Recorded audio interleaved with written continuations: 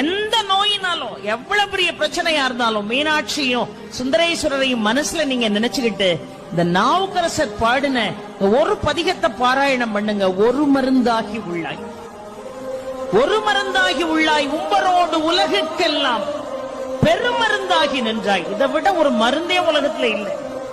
ஒரு மருந்தாகி உள்ளாய், உம்பரோடு உலகுக்கெல்லாம் பெருமருந்தாகி நின்றாய், பேரமுதின் சுவையாய் கருமருந்தாகி உள்ளாய். அடுத்த வார்த்தை ரொம்ப அழகாக சொன்னார் பாருங்க.